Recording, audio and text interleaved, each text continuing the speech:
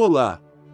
Como nós sabemos, em 1889 o Brasil se tornou uma república por meio de um golpe de Estado que derrubou a monarquia no país. O imperador brasileiro na época, Dom Pedro II, não apresentou resistência ao golpe militar e se exilou na Europa.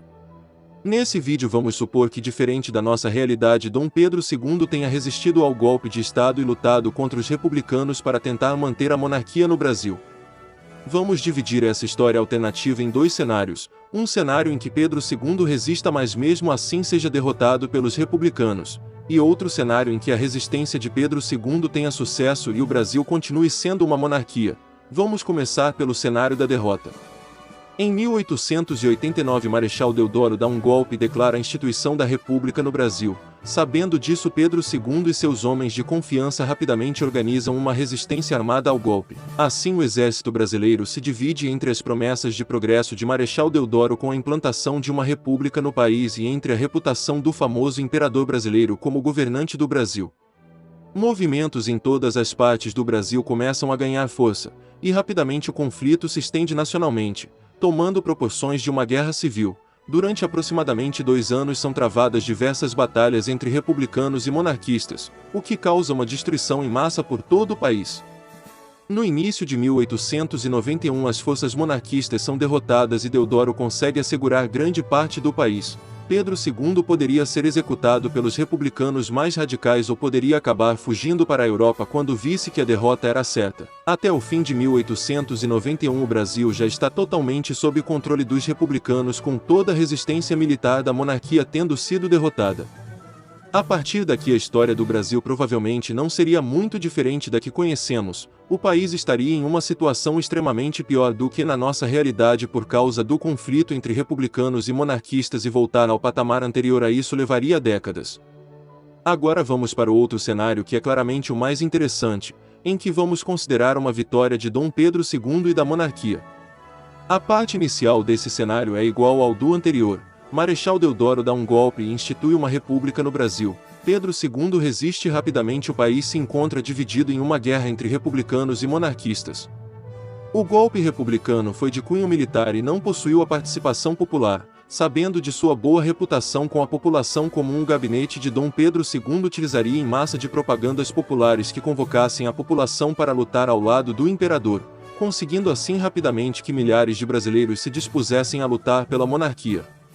Com o apoio de grande parte da população comum e Deodoro praticamente tendo apoio somente de um pequeno grupo de militares, a vitória monarquista seria mais rápida, com no fim de 1890 Pedro II tendo reassegurado o controle do Brasil. Mesmo assim, o conflito deixaria um grande estrago principalmente na infraestrutura brasileira, que seria um grave problema para resolver. Em nossa realidade, Dom Pedro II morreu em 1891. Porém, talvez ainda governando o Brasil, o imperador poderia viver um pouco mais, já que nos seus anos finais a depressão de Pedro II se agravou por ter tido que abandonar e viver longe de sua pátria. De qualquer forma, mais cedo ou mais tarde a vida de Pedro II chegaria ao fim, e a sucessora de seu trono seria sua filha, a princesa Isabel, que logo depois da morte de seu pai seria coroada imperatriz do Brasil, iniciando assim o terceiro reinado. Sem a instituição da República, a política do café com leite não existiria, o que poderia levar a um desenvolvimento melhor do Brasil nos anos seguintes, já que o poder não estaria sempre só nas mãos das oligarquias paulistas e mineiras. Durante a Primeira Guerra Mundial, por ser uma monarquia, o Brasil se aproximaria mais diplomaticamente dos impérios centrais, mas mesmo assim uma entrada do Brasil nesse lado seria bem improvável, já que os interesses brasileiros não seriam os mesmos dos países dos impérios centrais. Com a monarquia no país, provavelmente a industrialização do Brasil começaria mais cedo, já por volta de 1910, diferente da nossa realidade em que ela só foi realmente começar de forma efetiva com o governo Vargas.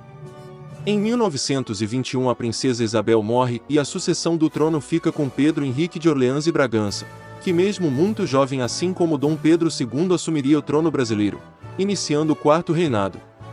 Durante a Segunda Guerra Mundial a história também não seria muito diferente. O Brasil lutaria ao lado dos aliados e sairia vitorioso do conflito.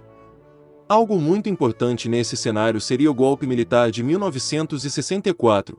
O golpe militar poderia não acontecer, e sim somente os Estados Unidos exigir que fosse colocado no poder um primeiro-ministro mais alinhado aos americanos e que mantivesse os comunistas longe de qualquer influência política no Brasil. Chegando nos dias atuais estaríamos no quinto reinado, sendo o atual rei do Brasil Luís Felipe de Orleans e Bragança, que teria assumido o trono brasileiro em 1981 com a morte de Pedro Henrique.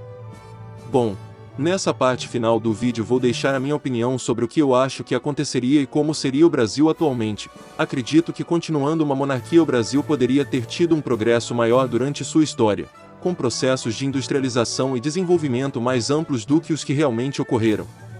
Provavelmente o Brasil atual seria melhor do que conhecemos, claro, nada para se comparar com os Estados Unidos ou algum país europeu desenvolvido, mas um que seria ligeiramente melhor, talvez com um IDH semelhante ao Chile ou Uruguai atuais. Obrigado por assistir.